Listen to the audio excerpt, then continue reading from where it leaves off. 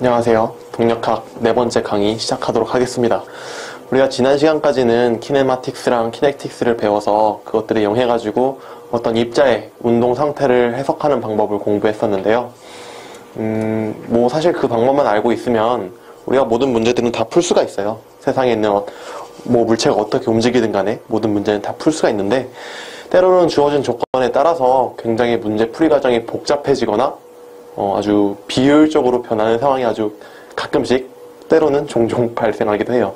그래서 그런 상황을 대비하고자, 또 순수하게 어떤 물리학적인 호기심을 해결하고자 물리학자들이 어떤 운동량 방정식이라든지 아니면은 에너지에 관련된 여러 가지 식들을 만들어내기 시작했어요.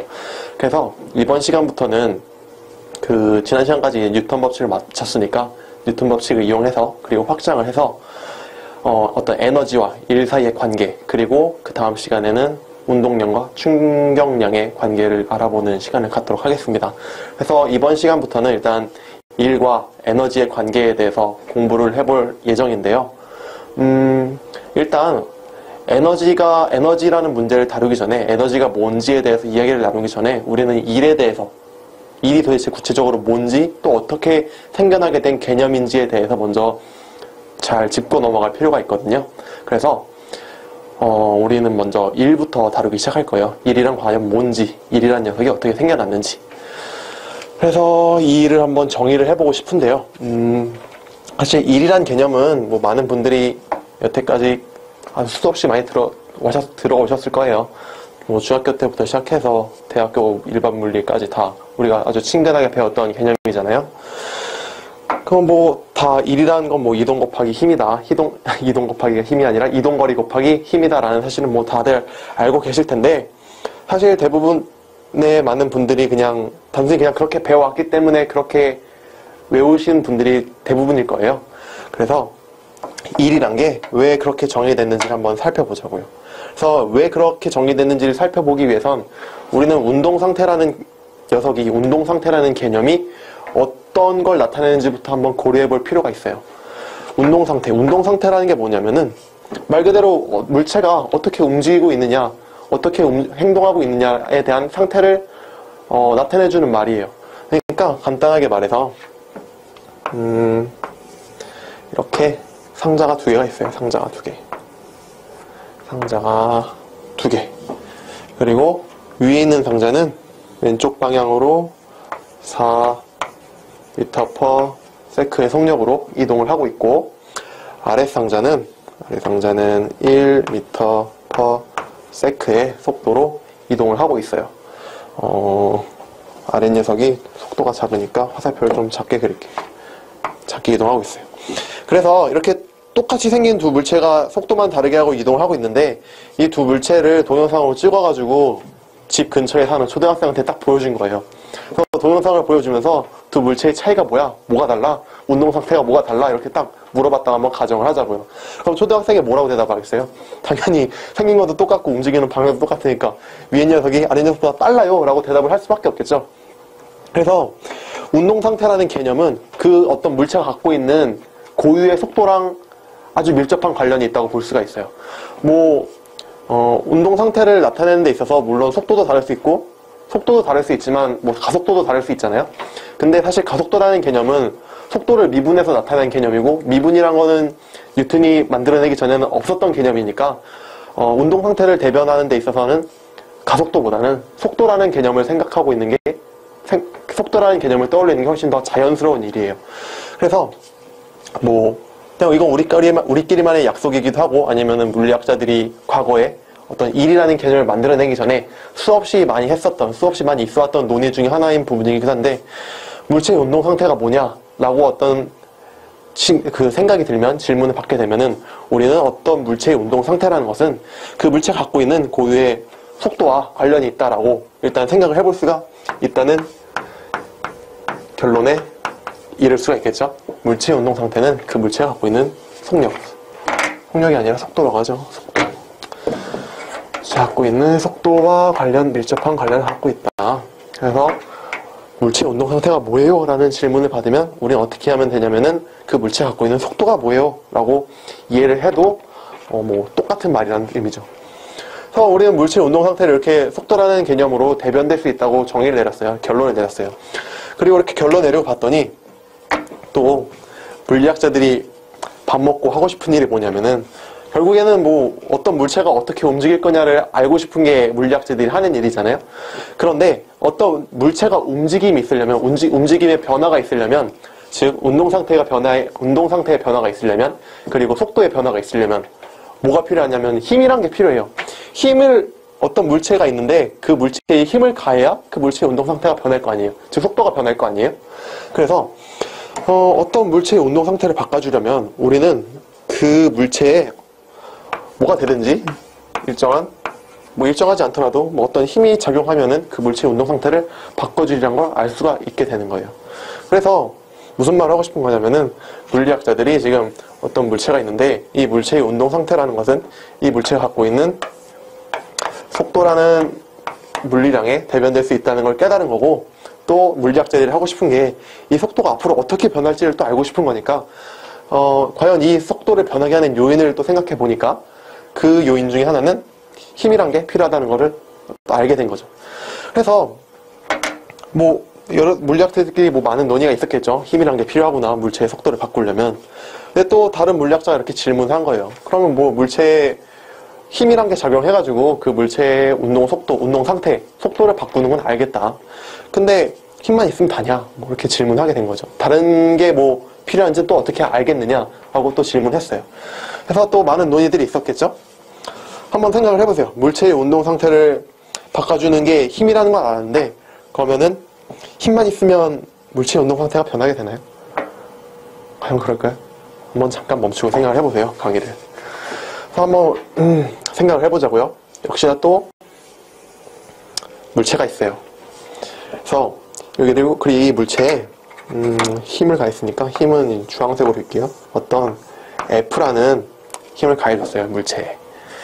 힘을 가하고 봤더니 제가 말씀드렸다시피 물리학자들이 알고 싶은 건 이 물체가 어떻게 앞으로 어떤 운동 상태를 갖게 될지를 궁금해하고 있는 거예요.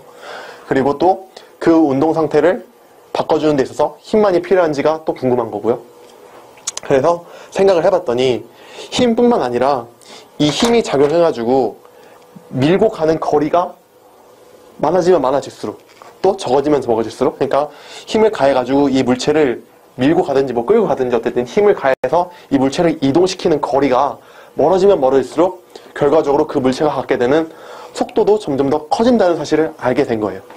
당연하죠. 제가 이 지우개가 이렇게 있는데 지우개가 이런 뭐 1m/s로 일정한 속도로 운동하고 있어요. 이쪽 방향으로 이동하고 있는 와중에 제가 갑자기 이거를 어떤 분필같이 생긴 총알이 날아와서 얘를 팍 맞췄어요. 그래서 일정한 힘을 준 거죠. 그러면은 분필은 적절한 예가 아니군요. 그냥 제가 손으로 밀어볼게요. 이렇게 잘 가고 있었는데 제 오른손이 와가지고 이 분필 지우개에 어떤 커다란 힘을 줘서 끌고 갔어요. 그러면 당연히 제가 밀고 가는 거리가 멀어지면 멀어질수록 이 운동 상태가 더 급격히 변하게 될 거 아니에요? 작은 거리를 이동한 것보다. 그래서 아이고 떨어졌네요. 어떤 물체의 운동 상태를 바꿔준다는 것은 힘도 필요한데 힘에 더불어서 그 힘이 작용해가지고 밀고 가는 혹은 끌고 가는 이동 거리가 많아지면 많아질수록 운동 상태도 점점 더 많이 바뀌게 된다는 사실을 깨닫게 된 거죠.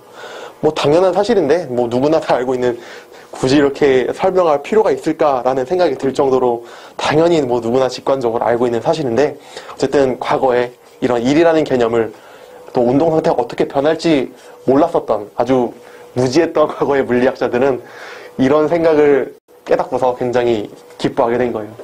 어떤 물체의 운동 상태를 바꿔주려면 힘이 필요하고, 또 그 힘에 작용해서 끌고 가는 이동 거리가 크면 클수록 운동 상태가 점점 더 크게 많이 바뀌게 된다는 사실을 깨닫게 된 거죠.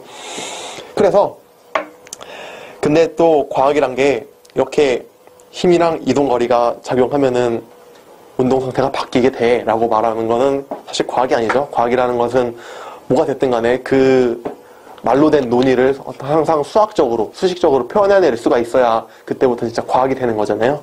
그래서 물리학자들이 이 힘과 이동거리라는 개념은 이 힘과 이동거리라는 개념이 있으면 물체의 운동 상태를 바꿔주게 된다는 사실을 깨달았는데, 이제 그걸 어떻게 수학적으로 표현할 수 있을까라고 굉장히 고민을 또 시작하게 된 거죠. 그래서 어떻게 정의를 내리게 됐냐면은, 물체의 운동 상태를 바꿔주는, 얼마나 바꿨는지를 나타내는 물리량의 이름을 1이라고 이름을 지었어요. 1이라고. 워크, 영어로 워크죠. 그래서 1이라고 이름을 지었어요. 1. 그리고 이걸 1이라는 것을 어떻게 수학적으로 정의를 했냐면은, 1은 그냥 간단하게, 너무나 간단하게 힘 곱하기 이동 거리라고 정의를 내리게 된 거죠. 그래서 이거를 가만히 살펴보면은 어떤 특징을 갖고 있냐면은, 제가 1이라는 것은 뭐라고 정의를 했냐면은, 물체의 운동 상태를 얼마나 크게 바꿔주는지에 대한 물리량을 대변하는 이름이라고 말씀을 드렸어요. 그리고 그 이름을 어떻게 정의했냐면은, 힘 곱하기 이동거리를 정의하게 된 거죠. 그래서 이 논의를 가만히 살펴보면은, 힘이 커지면 커질수록 운동 상태를 더 급격하게 바꿔줄 수 있을 거 아니에요? 즉 운동 상태를 많이 바꿔줄 수 있겠죠. 또 그리고 힘이 좀 뭐 작더라도 혹은 일정하더라도 그 힘이 작용한 채로 밀고 간 혹은 끌고 간 이동거리가 커지면 커질수록 또 운동 상태를 많이 바꿔줄 수 있게 될 거잖아요. 그래서 운동 상태를 얼마나 바꿔줬느냐에 대한 개념을, 또 그런 물리량을 힘 곱하기 이동거리로 나타내게 된다면 아주 적절하게 우리가 방금 전까지 논의했던 그런 그 관념적인 물리량에 대한 그 변형에 대한 개념과도 아주 잘 일치하고 있다는 사실을 발견할 수가 있어요. 그래서 물리학자들이 1은 힘 곱하기 이동거리라고 정해놓고서 이제 논의를 진행하게 된 거죠. 그래서 1의 탄생이 이런 식으로 탄생하게 돼요. 그러면 이 사실을 알고 한번 이 1이라는 녀석을 정의를 해보자고요. 어떻게 정의할 거냐. 물론 정의는 됐죠. 그러니까 1을 어떻게 써먹을지 한번 생각을 해보자고요. 네. 화면이 잠깐 끊기지 않았나요? 이게 노트북을 슬라이드를 넘겨야 되는데 이 넘기는 애를 안 가져가지고 잠깐 끊었어요. 어쨌든 제가 1이란 녀석은 힘 곱하기 이동거리로 정의할 수 있다고, 또 물리학자들이 그렇게 약속을 했다고 간단한 아주 유래를 말씀드렸었는데, 이제 그렇게 정의한 1이라는 물리량을 가지고 한번 논의를 진행해보자고요. 무슨 논의를 진행할 거냐면은, 1이란 걸 왜 정의한 거예요? 이 물체에 어떤 물체가 있는데, 이 물체의 운동 상태가 종국에는 어떻게 변할지를 궁금해했기 때문에 1에 대한 정의를 내리기 시작한 거잖아요. 그래서 우리가 그 1이라는 개념의 논의를 확장해서 할 일은 뭐냐면은, 그 물체에 어떤 힘이나 또 힘이 가해져서 이동거리가 있을 때 종국의 그 물체가 어떤 운동 상태의 변화를 갖게 될지를 예측해 보려고 하는 데까지 논의를 진행하려고 하는 거예요. 그래서 가장 간단한 정의부터 시작해 보자고요.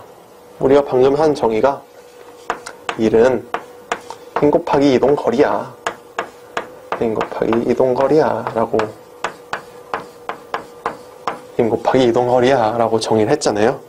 그리고 원래 제가 3차원부터 그냥 바로 식을 세워보려고 했는데, 그렇게 하면 너무 어려울 것 같아서 1차원부터 일단 시작을 하고 그 다음에 3차원으로 넘어가서 3차원에서 다시 정의를 내려보려고 해요.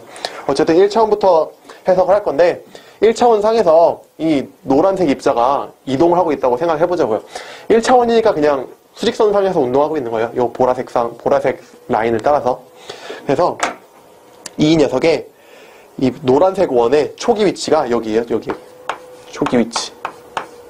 초기 위치니까 그냥 1번이라고 할게요. 초기니까. 1번 위치이고, 얘가 쭉 이동해가지고 종국에는 이 2번 위치, 어딘지는 모르겠는데 2번 위치니까 초기, 마지막이니까 그냥 파이널이라고 할까요? 파이널. 초기, 파이널. 2번 위치까지 오게 된 거예요. 그래서 이제 여기서부터 여기까지 이동하는 동안에 그냥 이동하는 게 아니고 어떤 힘을 받으면서 이동하고 있는 거예요. 힘을 받으면서. 어떤 힘이냐면, 저도 무슨 힘인지는 잘 모르겠는데, 여기서 이런 식으로 어떤 F라는 힘을 계속 여기서 초기 상태부터 시작해가지고 마지막에 올 때까지, 2번이라는 위치까지 이동할 때까지 계속 받으면서 이동을 하게 된 거예요. 그런데 이 F라는 힘은 일정한 힘이 아니고 뭐 변할 수 있어요. 이 순간에는 여기 왔을 때는 1N이 됐을 수도 있고 이 순간에 왔을 때는 2N으로 밀고 있었을 수도 있고 또한 여기쯤에 위치해 왔을 때는 3N으로 밀고 있을 수도 있고 하여튼 힘의 크기는 뭐 잘은 모르겠지만 임의로 변하고 있는 상황이에요. 하여튼 초기 위치에서 힘을 받아가지고 쭉 이동을 하고 있고 그래서 종국에는 2번 위치까지 왔는데 우리가 알고 싶은 거는 2번 위치 왔을 때 이 녀석의 운동 상태가 어떻게 변했는지가 궁금한 거예요. 그래서 한번 생각을 해보자고요. 어떻게 생각을 할 거냐면은 제가 문제 상황에서 가정했듯이 이 녀석이 계속 힘을 받아가지고 쭉 와서 여기까지 이동을 하고 있는 거잖아요. 그러면은 그 이동하는 무수히 많은 순간들이 있을 거 아니에요. 뭐 여기에서 여기로 이동하는 순간도 있을 거고 여기에서 또 여기로 이동하는 순간도 있을 거고 또 뭐 여기에서 여기로 이동하는 순간도 있을 테고 그런데 그 수많은 순간들 중에서 제가 그림을 그려놨어요. 수많은 순간들 중에서 요 주황색 지점에서 이 주황색 지점까지 이동하는 순간을 보도록 하자고요. 그리고 제가 지금 방금 전에 일을 정의했으니까 일이란 개념, 일이란 수식을 써가지고 문제를 진행하겠죠. 그러니까 그 문제를 진행하기 위해서 우리는 힘이랑 이동거리를 또 이렇게 문자로 정의할 필요가 있는데 힘은 제가 F라고 했고 이동거리를 정의해야겠죠. 그래서 그 수많은 순간들 중에서 그러니까 이게 여기서부터 여기까지 이동하고 있는데 그 수많은 순간들을 굉장히 미세하게 쪼갰다고 한번 상상을 해보세요. 미세하게 쪼갰으니까 여기부터 여기까지 이동하는 거리를 어떤 노테이션으로 쓸 거냐면은 이동하는 거리를 dx라고 해볼게요. x. 원래 1차원상에서는 x가 변이를 나타내잖아요. 작은 거리니까 dx 말고 그냥 델타 x를 시작합시다. 그리고 우리는 굉장히 미세한 작은 이동거리를 바라볼 거니까 제가 굉장히 무수하게 잘라가지고 그 아주 짧은 순간만 보자고 말씀드렸잖아요. 그래서 여기서부터 여기까지 이동하는데 그 순간 이동한 거리를 우리는 델타 x라고 잡은 거예요. 그러면 그때까지 뭐 다른 데서 다른 데서 뭐 그 힘에 의해 받은 일이 뭔지 모르겠고 그냥 여기서부터 요 순간까지 이동할 때 받은 일의 크기는 얼마가 될까요? 일단 힘은 제가 F라고 썼죠. F라는 어떤 함수로 썼어요.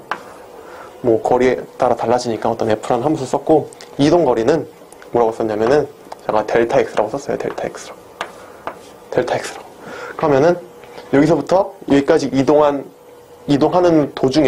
와중에 받게 된 이 입자가 받게 된 일의 크기는 F 곱하기 델타 X가 된다고 쓸 수가 있겠네요. 그리고 한 가지 더. 이 1이라는 녀석도 어떤 노테이션으로 써줄 건데 우리가 이거를 아주 굉장히 짧은 순간을 보고 있는 거니까 또 짧은 순간 동안 이 물체가 받은 일의 크기니까 뭐 순간이니까 역시나 델타 1은 영어로 워크잖아요. 워크의 앞 글자는 W고 그리고 아주 작은 구간이니까 델타 W라고 쓸 수 있을 거예요. 그래서 여기서부터 여기까지 이동하는 동안 이 입자가 아주 짧은 순간에 받은 일의 크기는 델타 오메가고 델타 W고 그 델타 W는 F 곱하기 델타 X로 쓸 수 있다라고 이렇게 수학적으로 표현해 본 거예요. 그냥 뭐 1은 힘 곱하기 이동거리인데 각각의 문자를 대입해가지고 그냥 써준 것 뿐이에요. 그런데 우리가 알고 싶은 거는 초기 위치부터 마지막 파이널 최종 위치까지 가는 동안에 이 입자가 받은 총 일의 크기를 알고 싶은 거지 요 순간부터 요 순간까지 이동하는데 받은 일의 크기가 궁금한 건 아니잖아요. 그래서 이 초기 위치부터 최종 위치까지 이동하는 동안 받은 총 일의 크기를 우리는 W라고 한번 해보자고요. 그럼 이 W는 어떻게 구할 수가 있냐면은 이 델타 W를 다 더해주면 될 거예요. 무슨 말이냐면은 얘가 여기서부터 여기까지 이동한 동안에 받은 일의 크기가 델타 W예요. 그리고 제가 이거를 뭐 무수히 많이 쪼갠 어느 순간에 한 뭐 이동 거리라고 제가 말씀을 드렸잖아요. 그러면은 여기서부터 뭐 그 다음 지점까지 또 이동 거리가 있을 거 아니에요? 오케이, 그러니까 이게 구간을 이런 식으로 계속 나눠준 거예요, 나눠준 거. 그러니까 여기서부터 여기까지 이동할 때까지 또 이동 거리가 있을 거 아니에요? 또 그 이동하는 동안에 받은 어떤 뭔지는 모르겠는데 그때도 델타 오메가가 있겠죠. 뭐 여기가 뭐 K번째 구간이라고 하면은 델타 오메가 K가 될 거고요. 델타 W 델타 W K 플러스 1이라고 이렇게 노테이션을 쓸 수 있겠죠. 근데 뭐 요런 몇 번째인지 노테이션은 크게 중요하지 않으니까 그냥 델타 W라고 쓴 거예요. 그리고 델타 W를 결국에 각 받은 구간 동안에 델타 W를 다 더해버리게 되면은 결과적으로 총 받은 1의 양이 될 거 아니에요. 그래서 이 델타 W를 어떻게 더하면 될까요? 근데 여기다 당연히 지금 뭐 구간을 몇 개로 나눴는지는 모르겠는데 구간을 무한대 구간으로 나눠주게 되면은 그때까지 받은 짧은 구간에서 받은 일의 모든 총합이 결과적으로 그 초기 상태부터 마지막 상태까지 이동할 때까지 받은 일의 크기랑 같아질 테니까 그냥 간단하게 생각해서 구분구적법 하는 거예요. 구분구적법. 같아질 테니까 그 무한대 구간으로 나눈 다음에 시그마, 델타, 오메가를 해주면은 여기서부터 마지막 위치까지 이동하는 동안에 받은 일의 총 크기를 구할 수 있을 거예요. 그러면 이거 어떻게 구해요? 이거 인티그랄 쓰면 되겠죠? 무한대 구간인데 델타 오메가니까. 그럼 델타 오메가가 D, 자꾸 오메가라 그러는데 W예요. dW가 되겠죠? 그리고 제가 뭐라고 했어요? dW는 여기 보세요. 델타 W가 dW 변했으니까 또 델타 W는 F 곱하기 델타 X니까 dW는 F, D, X가 되게 될 거예요. 그러면 요거를 어디다 쓸까? 밑에 한번 써보자고요. 한 번 더. 좋아요. 초기 상태부터 마지막 상태까지 이동하는 동안 이 입자가 받은 일의 총 크기는 W고 W는 인티그랄 F, D, X라는 것까지 우리는 이제 개념을 전개를 했어요. 그리고 여기서 또 한 가지 해봐야 될 게 F는 뭐죠? F는 제가 아까 여기 상태에서는 1N이 될 수도 있고 2N이 될 수도 있고 뭐 3N이 될 수도 있다고 했는데 F는 뭐예요? F는 MA죠? 뉴턴의 제2법칙을 적용하면 F는 그냥 MA잖아요. MA. 질량 곱하기 가속도. 맞죠? 그러면은 여기서 또 한 가지 기억을 해봐야 될 게 여기다 쓸게요. 뭐 M은 이 입자가 가진 어떤 질량일 거잖아요. 질량. 그래서 그냥 M이에요. M은 M. 그리고 뭐 DX는 뭐 마찬가지로 그래서 그냥 DX예요. 아주 미소 구간이라는 의미겠죠. 그럼 A는 뭐냐면은 A는 속도의 미분값이 될 거잖아요. 가속도는 속도의 미분이니까. 그럼 여기까지 했어요. 그래 한번 여기서부터 좀 중요한데 잘 보세요. M 역시나 그대로 있고 dv dt잖아요. dt를 밑으로 옮길 거예요. dv는 그대로 놔두고 dt dx 이렇게. 아니 이 t는 이 시간이란 녀석은 이 속도를 미분한 녀석인데 어떻게 이 녀석을 v는 놔두고 이쪽으로 옮길 수가 있느냐라고 생각하시는 분들은 미적분학책을 다시 펼치셔서 체인룰 부분을 다시 한번 잘 공부해 보시길 부탁드립니다. 그래서 이렇게 쓸 수가 있어요. 그래서 이렇게 쓰고 났더니 역시나 m은 그대로 있고 dx, dt는 뭐죠? 변이를 시간에 대해서 미분한 거니까 속도가 나오겠죠? 그래서 이 녀석은 속도가 되니까 속도를 여기다 써주고 dv는 여기가 되겠죠. 그리고 우리가 적분하려는 것은 지금 1번 위치부터 2번 위치까지잖아요. 1번 위치부터 2번 위치까지. 근데 적분 변수가 v랑 dv잖아요. 그러니까 이 1번 위치에서 뭐가 들어가야 되냐면은 1번 위치에서 갖고 있는 속도 v1이 들어가야 되고 또 2번 위치에서 갖고 있는 속도 v2가 이렇게 이거를 따로 부르는 이름이 있나요? 모르겠는데 하여튼 이렇게 값이 들어가줘야 될 거예요. 그래서 이걸 이제 적분하면 돼요. 적분해봤더니 물리학자들이 적분해봤더니 m은 그냥 상수값이고 m은 그냥 상수값이니까 가만히 있고 적분해주면 V를 dV에 대해서 적분해줬으니까 2분의 1 V 제곱이 되겠네요. 그리고 1번 위치에서 이동이 2번 위치까지 간 거니까 요 상수들은 1번 위치의 속도 V1 또 2번 위치의 속도 V2가 되겠네요. 글씨가 너무 작나? V2가 되겠네요. 그래서 이거 넣어서 계산해 줘야죠. 넣어서 계산해 주면은 뭐가 되냐면은 2분의 1 m v2 제곱 마이너스 2분의 1 m v1 제곱이 되잖아요. 그리고 간단히 이렇게 나온 결과를 좀 간단히 써보면은 우리가 구한 거는 1번 위치에서 마지막 위치까지 이동하는 동안 얻은 총 1의 양을 구한 거예요. 그래서 W가 뭐라고 나왔냐면은 2분의 1 mv 제곱 v2 제곱 2분의 1 m v1 제곱이 된 거예요. 그리고 물리학자들이 요놈 봐라 뭔가 재밌게 나왔네 하고서 요 1번 위치에서의 속도에 관련된 항을 이쪽으로 이항을 시켜봤더니 2분의 1 m v1 제곱 더하기 W 2분의 1 m v2 제곱 이런 식으로 나오게 된 거죠. 그래서 물리학자들이 뭐 그냥 1이란 개념을 힘 곱하기 이동거리라고 정의를 해놓고 그냥 일련의 수학적 과정을 통해서 뭐 뉴턴 법칙 F는 M에 넣고 뭐 이렇게 쭉 해서 그냥 구해봤더니 2분의 1 m v1 제곱 더하기 W는 1의 양이죠. 받은 1의 양이고 더해줬더니 2분의 1 m v2 제곱이라는 값을 얻게 된 거예요. 그래서 물리학자들이 이걸 보고서 가만히 생각을 해보게 된 거죠. 무슨 생각을 한 거냐면은 제가 맨 처음에서 그 강의 첫 부분에서 말씀드렸듯이 어떤 물체의 운동 상태라는 것은 그 물체가 갖고 있는 속도에 대변될 수 있다고 말씀드렸죠.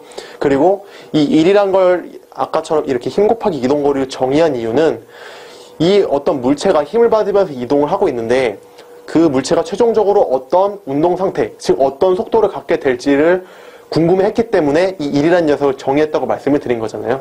그래서 물리학자들이 그 사실을 다시 상기하고서 이 결과식을 봤더니 속도는 제가 그 물체가 갖고 있는 운동 상태라고 말씀드렸죠. 그러니까 요 텀이 그 물체가 처음에 갖고 있었던 속도에 대한 어떤 텀을 갖고 있잖아요. 그래서 이 첫 번째 텀이 그 물체가 초기에 갖고 있었던 운동 상태를 대변할 수 있겠구나 라고 의미를 부여하기 시작한 거예요. 의미를 부여할 수 있다고 생각을 하게 된 거죠. 그리고 왜냐면은 속도라는 텀이 들어있으니까 요 항에 속도라는 텀은 그 물체의 운동 상태를 나타내니까 초기의 운동 상태를 나타내는 어떤 물리학적 양으로서 우리가 받아들이고 써먹을 수 있겠구나 라고 생각을 하게 된 거죠. 그리고 초기의 운동 상태에다가 이 식에서 그 물체가 이동하는 동안 받은 일을 구했더니 뭐가 나왔냐면은 이 초기 운동 상태를 나타내는 요 텀과 그 형태상으로 동일한, 그냥 똑같죠. 형태상으로 똑같은 항이 나타난다는 사실을 알게 된 거예요. 그래서 또 봤더니 여기 V2 들어있잖아요. V2는 이 입자가 이동하면서 어떤 힘을 받으면서 이동을 해왔는데 그 입자가 최종 위치에 도달했을 때 갖고 있는 속도잖아요. 그러니까 그 마지막 속도를 갖고 있는 항이라는 것을 또 생각을 하게 된 거고, 그래서 어떻게 또 의미를 부여했냐면은 최종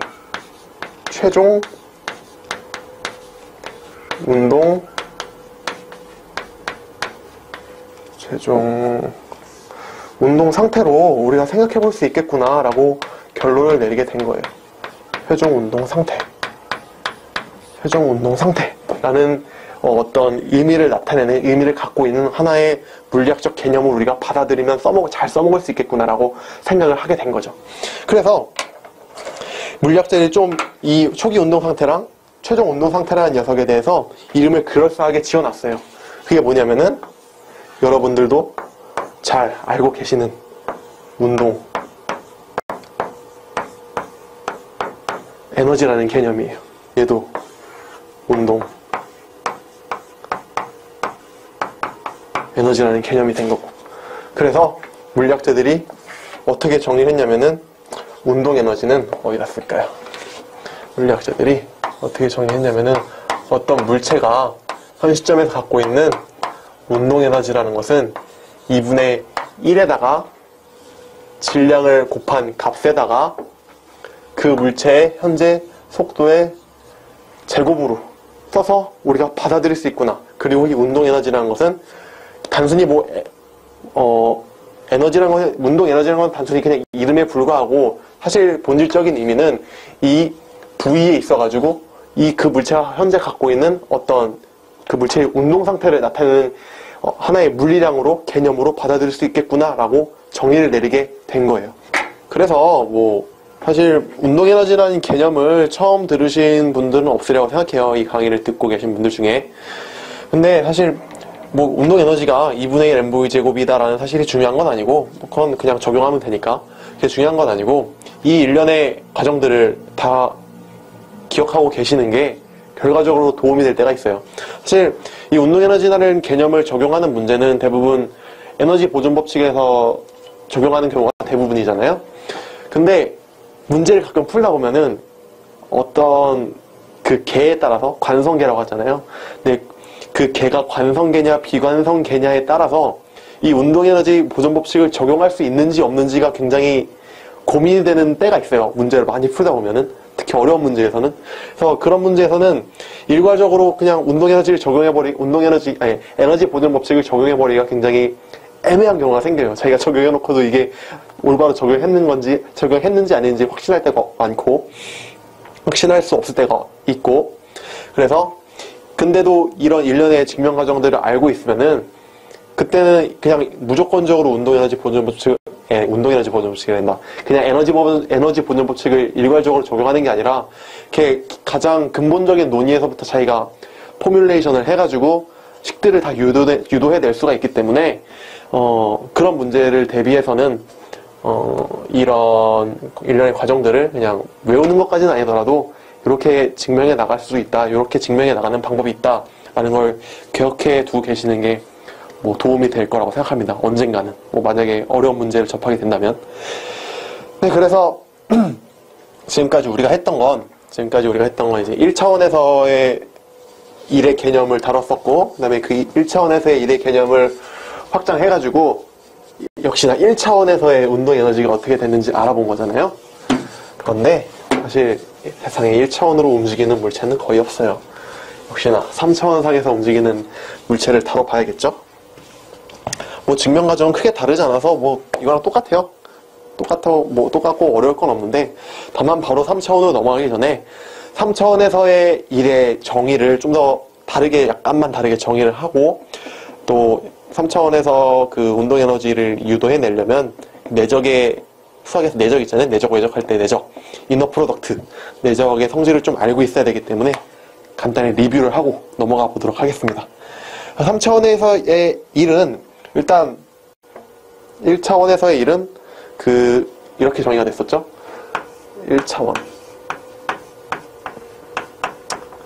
1차원에서의 일은 제가 말씀드렸다시피 힘 곱하기 이동 거리였잖아요. 힘 곱하기 이동 거리. 근데 3차원에서는 다들 알고 계시리라 생각해요. 3차원에서는 곱하기가 아니라 힘 벡터와 이동거리 벡터라고 해야 될까요? 그냥 변이 벡터라고 쓰죠. 이동거리 변이니까. 힘 벡터와 변이 벡터의 내적으로 정의가 되게 돼요. 왜냐면은 제가 이 물체를, 길이 땅이 이렇게 있고 이 물체를 이쪽 방향으로, 왼쪽 방향으로 힘을 가해서 밀었어요. 그러면 이 미는 족족, 이 힘이 다 이 운동 상태를 변화시키는 어떤 일의 개념으로서 작용을 하게 되죠. 그런데 만약에 힘을 이렇게 가한 게 아니고 이렇게 가한 게 아니고 힘을 좀 비스듬하게 가해줬어요. 비스듬하게. 이렇게 비스듬하게 힘을 가해주게 되면 이 힘은 수직 방향 성분과 수평 방향 성분으로 나눠서 생각해 볼 수가 있잖아요.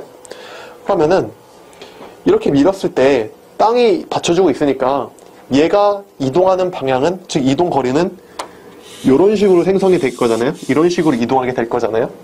그래서 힘은 이렇게 이쪽으로 작용해 주게 되지만 결과적으로 이 힘 중에서 수평 방향 분력만 그 일을 만들어내는데 쓰이게 될 거잖아요. 즉 이 수직 방향 성분은 그쪽 방향으로의 이동 거리가 없기 때문에, 이쪽 이 수직 방향으로의 이동 거리가 없기 때문에 아무런 일을 해줄 수가 없게 되는 거예요. 그래서 힘 3차원에서의 일을 힘이랑 변위의 어떤 내적으로 정의를 해놓게 되면은 힘 벡터가 지금 이거고, 이동거리 벡터가, 힘 벡터가 지금 이렇게 사선을 그리고 있고, 이동거리가 벡터가 이거일 때 두 녀석을 내적하면은 내적의 성질에 의해서 요 벡터를, 힘 벡터를 이렇게 이동시켜 볼게요. 이렇게 평행 이동시켜서 이렇게 했을 때 두 벡터를 내적하게 되면은 요 벡터 중에서 이 수평 방향 성분만 살아남아가지고 이 변이 벡터랑 곱해지게 되잖아요. 그게 내적의 성질 중 하나죠. 그렇기 때문에 3차원에서 힘이랑 변이 벡터를 내적을 해가지고 일을 구하게 되면은 순수하게 이동한 방향만으로의 순수하게 이동한 방향과 평행한 방향으로의 그 분력만 남아서 곱해지게 돼서 일에 대한 어떤 물리량이 구해질 수 있게 돼요. 즉, 쓸모없는, 즉, 일을 하지 못하는 힘은 다 무시하게 된다는 뜻이죠. 이 내적을 정의하게 되면. 그렇기 때문에 우리는 내적의 성질에 대해서 한 번 더 리뷰를 해볼 필요가 있어요. 리마인드를. 내적의 성질 중에 어떤 게 있냐면은, 내적, 어디라 할까요? A 벡터가 이렇게 있는데, A 벡터가, 일단 X방향 성분은 AX라고 하죠. 그리고 X방향이니까 I 햇이 이렇게 있겠죠? 그리고 Y방향 성분은 AY, 그리고 J 햇 더하기 AZ, K 햇. 이런 성분을 갖는 A 벡터가 있다고 하고, 또 B 벡터는 뭐라고 쓸까요? BX, I 더하기 BY, J 더하기 BZ, K, 햇. 이렇게 주어진 이런 각각의 성분을 갖고 있는 A 벡터랑 B 벡터, 두 벡터가 있다고 해보자고요. 그럴 때 내적은,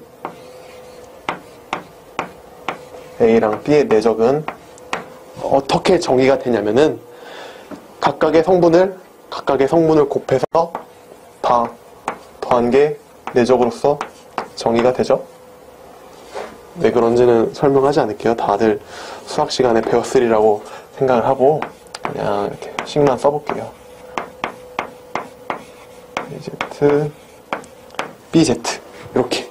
그리고 또 어떻게 쓸 수 있냐면은 이렇게 각각의 성분을 알고 있을 때 이런 식으로 각각의 성분을 곱해서 다 더한 거라고 쓸 수도 있지만, 또 어떻게 쓸 수 있냐면은 A 벡터의 크기와 B 벡터의 크기를 곱한 다음에 두 A 벡터와 B 벡터 사이의 사이값 코사인 세타를 곱해서 구할 수도 있다는 것을 모두 다 알고 계실 거예요. 예를 들어서 A 벡터가 지금 이거고 B 벡터가 만약에 요거고 사이값이 세타라고 한다면은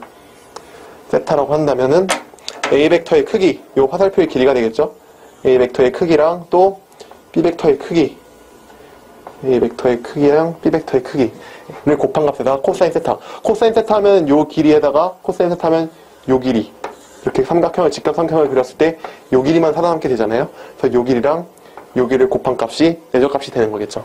그래서 이 성질 때문에 다시 설명을 해드리면은 힘이랑 힘 벡터랑 변이 벡터를 내적하게 되면은 만약에 힘 벡터가 이렇게 작용하고 있었고 변이 벡터가 이쪽 방향이었다라고 하면은 요 성질에 의해서 마지막 그 내적의 성질에 의해서 힘 벡터 중에서 힘 벡터의 이 수평 방향, 즉 변이 벡터랑 평행한 방향의 분력만 살아남아서 그 크기가 변이 벡터랑 곱해지게 되는 거죠.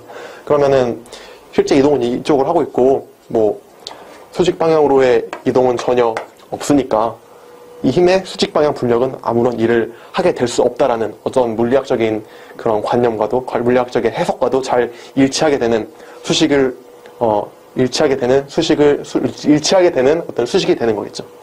그래서 이런 사실을 알고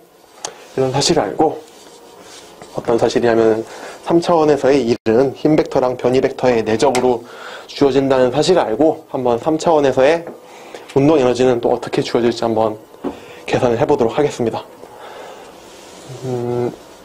이것도 뭐 크게 다르지 않아요. 1차원에서 한 거랑. 힘이 해준 일. 지금 어떻게 이동하고 있냐면은 이게 3차원 곡선이에요. 3차원 곡선. 이 보라색 경로를 따라서 어떤 보라색 3차원 경로를 따라서 이 노란색 공이 초기 위치에 여기 있었고, 역시나 1번 위치라고 할게요. 출발해가지고 쭉쭉 가가지고 마지막 최종 위치까지 이동을 하게 된 거예요. 그리고 이 초기 위치를 원점으로 한번 잡아볼게요. 원점이고, 이 녀석이 요 지점까지 왔어요. 어디까지인지 모르겠는데 요 지점까지 왔다고 했을 때 그 벡터를, 즉 원점에서 이 녀석의 위치를 나타내는 벡터를 R 벡터라고 한번 써보도록 할게요. 그리고 이 R 벡터를 기준으로 여기서 좀 더 움직였어요. 조금 아주 미세한 거리만큼 움직였다 해보자고요. 그래서 그걸 어떻게 쓸 거냐면은 R 벡터 더하기, 여기가 아니고 여기서부터 여기까지의 변이 벡터를 R 벡터 더하기 델타 R 벡터라고 써볼게요. 그러면 요 벡터랑 요 벡터 사이의 그 상대 벡터는 요 벡터에서 R 더하기 델타 R에서 R을 빼면 그 상대 벡터가 나올 테니까 상대 벡터는 델타 R 벡터가 되게 될 거예요. 그래서 일단은 이 물체가 이 주황색 지점에서 요 주황색 지점까지 이동할 때 받은 일의 크기를 한번 구해보자고요. 그리고 그 일의 크기를 구하려면 일단 힘 벡터를 알아야 되잖아요. 힘 벡터는 어떻게 작용하고 있냐면 여기서 요렇게 이쪽, 이걸 어떻게 그리면 되냐면 여기서 이렇게 뭐가 있을까? F 벡터라는 힘이 이렇게 작용하고 있다고 한번 생각을 해볼게요. 가정을 해볼게요. 그리고 이 녀석과 요 R 벡터 사이의 사이각은 뭐라고 할까요? 세타? 그래요. 세타라고 한번 해보자고요. 세타라고 한번 써봅시다. 그래서 이거를 이렇게 정리해 놨을 때 지금 여기서부터 여기까지 이동했을 때 이 물체가 F라는 힘 벡터로부터 받은 아주 작은 그 일의 양은 어떻게 쓸 수 있냐면은 델타 역시나 W라고 써줄 수가 있어요.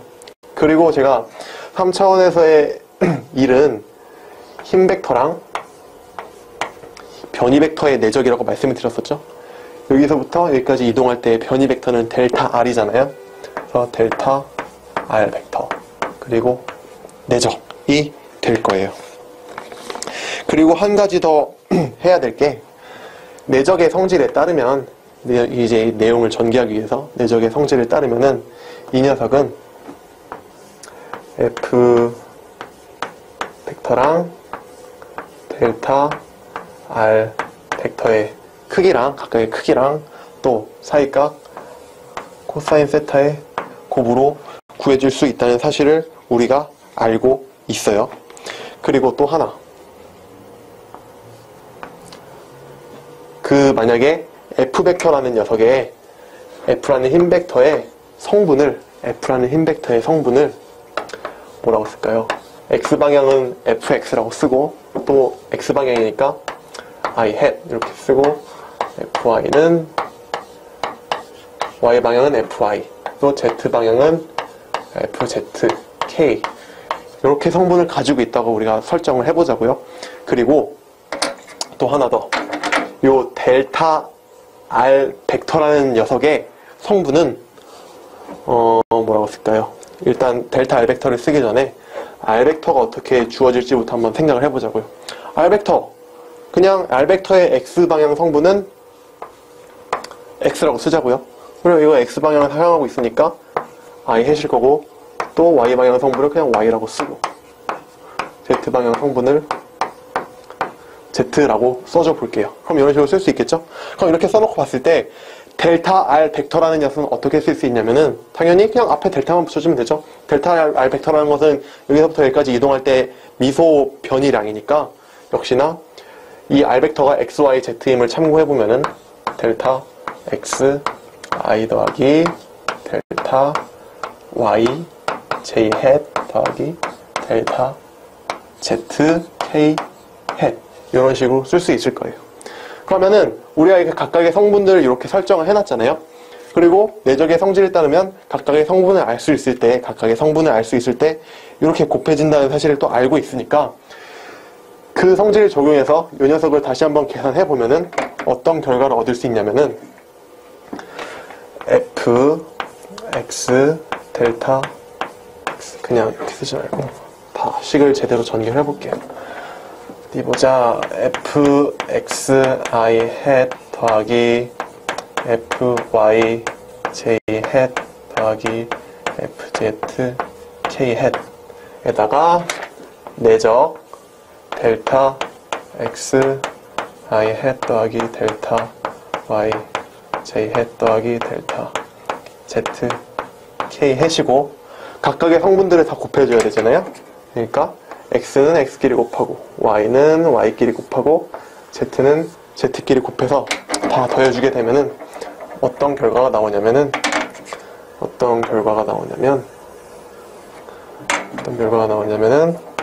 fx 델타 x 더하기 fy 델타 y, 그리고 마지막 fz 델타 z가 되게 될 거예요.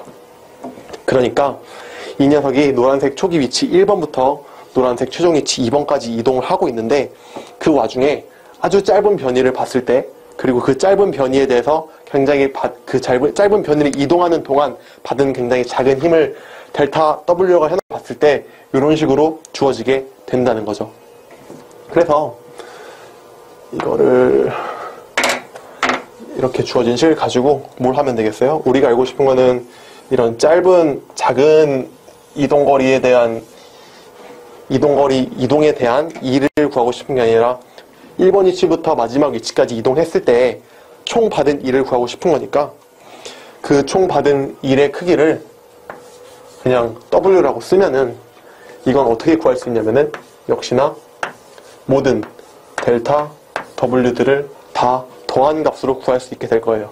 즉 여기서부터 여기까지 이동할 때 구한 거랑, 여기서부터 여기까지 이동할 때 구한 거랑, 또 여기서부터 여기까지 이동할 때 구한 그 작은 일들을 모두 다 더해버리면 W에 가까워지겠죠. 그리고 그 작은 구간들을 무한대로 나누면 완전히 같아지게 될 거고요. 그래서 이것도 역시나 어떻게 쓸 수 있냐면은 델타 dW가 되게 될 거예요. 그리고 한 가지 더, 제가 델타 W라는 것은 이렇게 쓸 수 있다고 했잖아요. 그럼 이것도 시그마 무한대로 가는데, fx 델타 x 더하기 fy 델타 y 더하기 fz 델타 z, 이렇게 쓸 수 있을 거예요. 그리고 무한대로 갔을 때 델타 W가 dW가 됐으니까 마찬가지로 부분구조법에 의해서 이 녀석도 fx dx 이렇게 쓸 수 있겠죠. 그리고 가로를 이렇게 쓰면은 또 인티그랄 fy dy 플러스 fz dz 이렇게 쓰게 될 수 있을 거예요. 요거 인티그랄된다. 이 무한대로 더한 게 여기도 적용되고 여기도 적용되고 여기도 적용되니까 그냥 각각 나눠져가지고 다 인티그랄을 만들어준 거예요.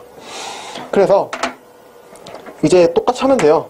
뭐 아까 했던 것처럼 요거 인티그랄 구하고 요거 인티그랄 구하고 요거 인티그랄 구하고 그럼 되겠죠? 근데 뭐 다 하기 귀찮으니까 일단 얘부터 해볼게요. 얘부터 첫 번째로 1번 인티그랄 fx dx 얘는 어떻게 되냐면은 fx라는 거는 x방향으로 작용하는 힘이잖아요. x방향으로 작용하는 힘. 그리고 f는 ma니까 fx는 질량 곱하기 저 입자의 질량 곱하기 a 그 x방향으로의 가속도가 될 거죠. 그리고 dx는 그대로 dx고 아까 했던 거 그대로 하는 거예요.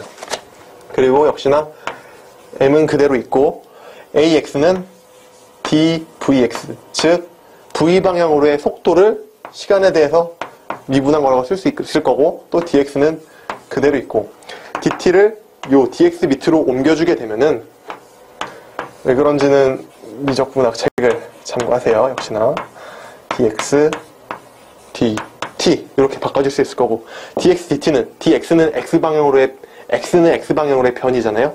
그걸 시간에 대해서 미분해 줬으니까 x방향으로의 속도가 나오겠죠. 즉 이 녀석은 vx가 될 거라는 사실을 알 수 있을 거고 그래서 정리를 해주면은 mvx dvx가 되는 거겠죠.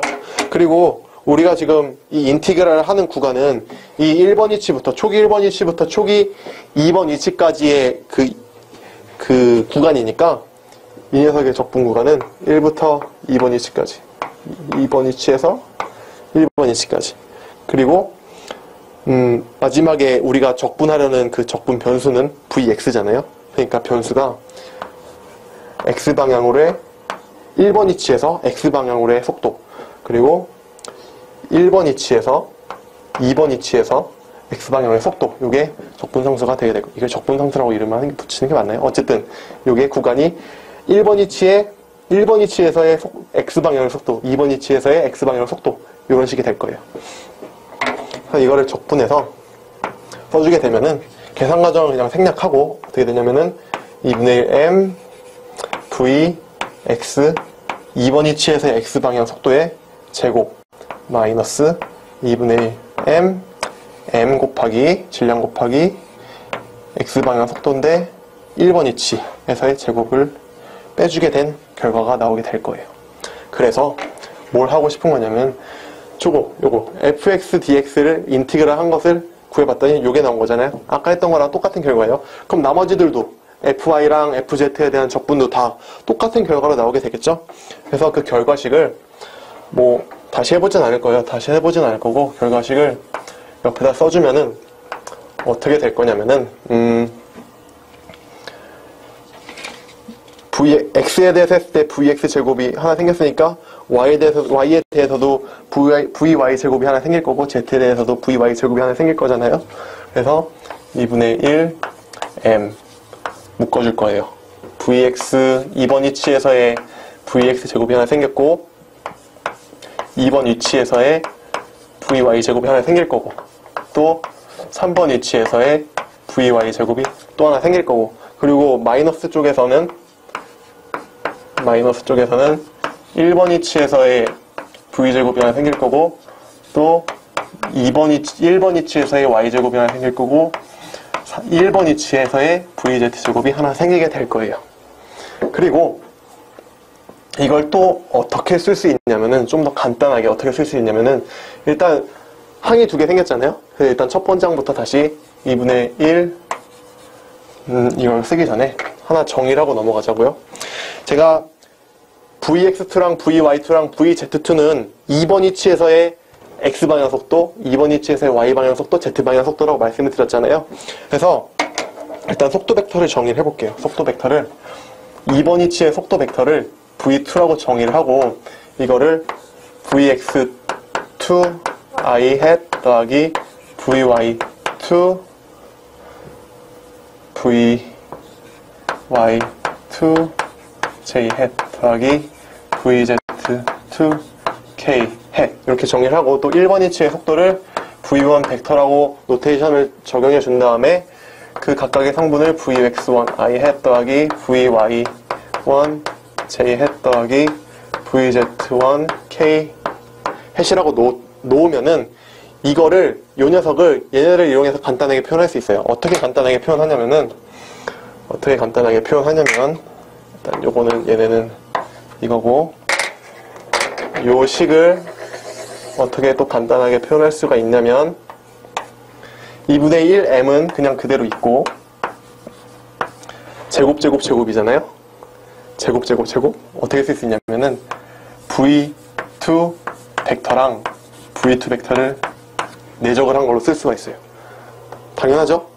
내적하면은 각각의 성분들을 곱해가지고 더해준 거잖아요. 근데 똑같아요. 똑같은 애를 내적했으니까 똑같은 애가 똑같이 곱해질 거고, 그럼 제곱이 될 테니까 요 녀석이 나오겠죠. 반대로 요 녀석은 그럼 이렇게 쓸 수 있는 거예요. 그리고 마찬가지로 요 녀석도, 즉 1번 위치에서의 속도 성분들도 2분의 1m 마이너스 2분의 1m 에다가 v1 벡터를 내적한 거, 이렇게 쓸 수 있겠죠.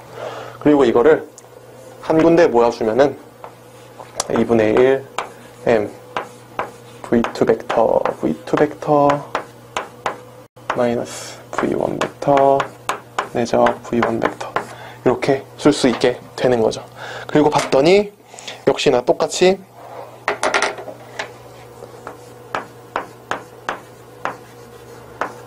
내적의 성질 중에 또 하나가 같은 벡터를 내적하면은 그거는 v2 벡터의 절대값의 제곱이라고 쓸 수가 있잖아요.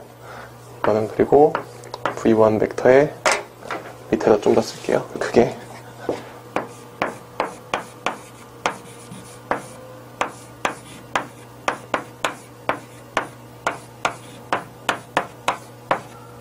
이렇게 결과가 나오게 되는 거죠. 같은 벡터를 내적하면은 그 벡터의 절대값을 제곱으로 쓸 수 있으니까. 그게 내적의 성질 중에 또 하나니까. 그래서 딱 봤더니 역시나 형태가 어떻게 나와요? 1차원에서의 형태랑 똑같이 나오죠?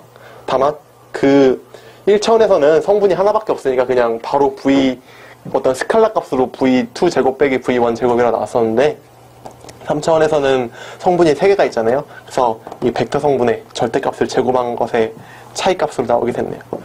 그래서 뭐 3차원에서도 계산만 좀 더 많아진 것 뿐이지, 양만 많아진 것 뿐이지, 결과적으로 값은 다 똑같이 나오게 됐다는 것을 우리가 알게 됐어요. 똑같이 E를 정의하고 그 어떤 물체의 운동 상태를 바꿔주는 녀석으로서, 그런 물리량으로서 E를 정의하고 그 일의 개념을 쭉 따라가다 보니까, 전개를 하다 보니까 마지막에 1이란 녀석은 결국 총 받은 1이란 녀석은 결국 2분의 1 m에다가 마지막 최종 상태에서의 속도의 제곱 빼기 처음 상태에서의 속도의 제곱으로 주어지는구나 라고 알게 된 거죠.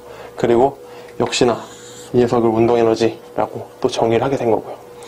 그래서 그냥 2분의 1 m제곱 똑같아서 여기까지 그 운동에너지를 모두 다 구해보았어요. 3차원까지. 근데 제가 아까도 말씀드렸다시피 이 식의 의미가 뭐냐면은, 이 식의 의미가 이 첫 번째 위치에서의 속도 제곱의 텀을 이쪽으로 이양시켜주면은 2분의 1 m v1 벡터 제곱 더하기 w는 1 나누기 2 m v2 벡터의 제곱이 되고, 이 녀석은 받은 1, 그리고 이 녀석은 처음 운동 상태고, 이 녀석은 나중에 운동 상태라고 말씀을 드렸잖아요. 그러면 이 식의 의미는 뭐냐면은, 우리가 처음에 운동 상태를 알고 있어요. 무슨 말이냐면 질량은 그냥 저울에 갖다 대고 측정하면 돼요. V1이라는 거는 지금 우리가 알고 있는 속도잖아요. 뭐 스피드 거는 걸 갖다 재든지 하여튼 뭐 해서 재면 돼요. 그리고 그렇게 운동 상태를 알고 있을 때 또 이동하는 운동 상태를 알고 있고, 그리고 그 다음에 그 물체가 어떤 힘을 받아서 이동하고 있는데, 그 힘을 받아서 이동하는 동안 총 받은 1만 알고 있다면은 마지막 순간에 그 물체가 갖고 있는 속도까지, 운동 상태까지 구할 수 있다는 게 요 식의 의미라고 말씀을 드렸었잖아요. 근데 또 여기서 궁금한 게 하나 생겨요. 그럼 과연 그 받은 일을 어떻게 구할 거냐? 내가 뭐 이 식의 의미는 알겠다. 마지막에, 그러니까 처음 운동 상태에다가 받은 일을 더하면 마지막 운동 상태, 즉 최종 운동 상태를 구할 수 있다는 건 알겠는데, 그럼 그렇다면 뭐 받은 일을 어떻게 구하는지 알아야 그걸 구할 수 있을 거냐라는 질문이 생겨야 당연한 걸 거예요. 그래서 지금부터는 그 받은 일을 어떻게 구하는지를 한번 같이 공부해 보도록 하겠습니다. 근데 뭐 다 아시는 걸 거예요. 그래서 별로 어렵진 않을 거고요. 그래서 안 할 수는 없으니까 한번 같이 살펴보도록 하겠습니다. 네, 그러면 한번 일을 구해 보도록 할게요. 1. 처음에 어떤 힘이 뭘로 주어질지 몰라요. 힘이 어떻게 주어질지 모르기 때문에 제가 그냥 몇 가지 케이스를 준비해 왔어요. 그 중에 첫 번째 케이스가 뭐냐면은 스프링에 의해서 헤어진 일? 말이 이상한. 스프링이 한 일이에요. 스프링 한 일을 구하는 건데, 지금 스프링이 어떻게 운동하고 있냐면은, 지금 요 B라는 벽이 있고, 물체가 여기 있어요. 그리고 이거는 스프링이 그냥 변형이 안 된 상태예요. 그냥, 원래 스프링 길이가 요거라고 하면은, 딱 요 상태 그대로 물체가 달려있는 거예요. 그래서, 이 녀석을, 이렇게 있었는데, 이렇게 압축을 시켰다가, 여기까지 압축시켰다가 팍 놨어요. 그러면 요게 이런 식으로 진동하겠죠? 이런 식으로 진동하는데, 여기서부터 시작해가지고 여기서 놨으니까 여기서 시작해가지고 쭉 가가지고 여기 위치에서부터 요 위치까지 이동을 했을 때, 이동하는 동안에 스프링이 요 물체에 해준 일의 양을 구하고 싶은 거예요. 그래서 어떻게 풀 거냐면은, 일단 결국에 일을 구한다는 거는 힘을 알아야 일을 구할 수 있잖아요. 힘이랑 이동거리를. 그래서 그리고 힘이랑 이동거리라는 녀석은 둘 다 벡터로 주어지는 어떤 벡터 값이기 때문에 우리는 항상 그 벡터를 정의하려면은 좌표계를 알고 있어야 되죠. 그래서 좌표계를 정의할 필요가 있어요. 예전에 그 키네마틱스랑 키네틱스를 다룰 때도 제가 항상 먼저 한 게 좌표계를 설정하는 거잖아요. 그래서 그냥 모든 문제, 어떤 문제를 만나든지 어떤 방법을 적용할 거든지에 상관없이 일단 좌표계를 정하고 보세요. 좌표계. 그래서 딱 보니까 지금 얘는 1차원상으로만 움직이고 있잖아요. 그래서 그냥 XY 좌표계 잡을게요. XY 좌표계를 잡도록 할게요. 그리고 XY 직교 좌표계를 잡는데, 그 녀석을 어디다가 갖다 붙일 거냐면은, 좌표계를 정한다는 거는 단순히 그 직교 좌표계, TN 좌표계, 그리고 원통 좌표계도 있고 극좌표계도 있는데, 어떤 좌표계를 쓸지 단순히 선택하는 것도 좌표계를 설정하는 거지만, 그 좌표계를 어디다 갖다 붙이느냐에 따라서 문제가 또 쉽게 풀어질 수도 있고 어렵게 풀어질 수 있어요. 그래서 그 좌표계를 잘 갖다 붙이는 것도, 이 문제상에 잘 갖다 붙이는 것도 굉장히 중요하다는 걸 좀 상기해 주셨으면 좋겠고, 어쨌든 저는 그 좌표계를 어디다 붙일 거냐면은 여기 그 스프링이 전혀 변형이 없을 때, 그리고 없을 때의 물체의 정 가운데다가 딱 붙여 놓을 거예요. 여기다가 이런 식으로 X축, Y축인데 사실 Y축은 필요가 없죠. 필요가 없어요. 그래서 X축만 이렇게 그려놓게 될 거예요. 그래서 좌표계는 우리는 XY 직교 좌표계를 설정을 했네요.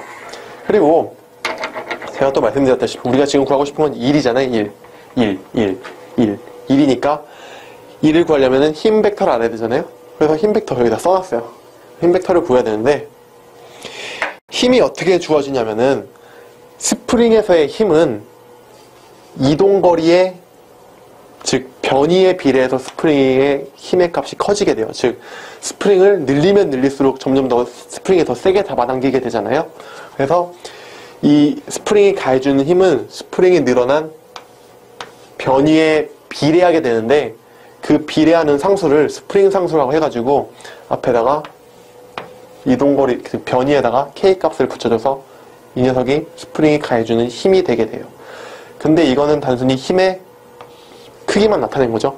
힘 벡터는 크기뿐만 아니라 방향까지 알아야 되는 거잖아요. 그럼 방향이 어디가 될까요? 지금 이 녀석이 여기까지 압축이 됐다가 이렇게 늘어나고 있어요. 여기까지.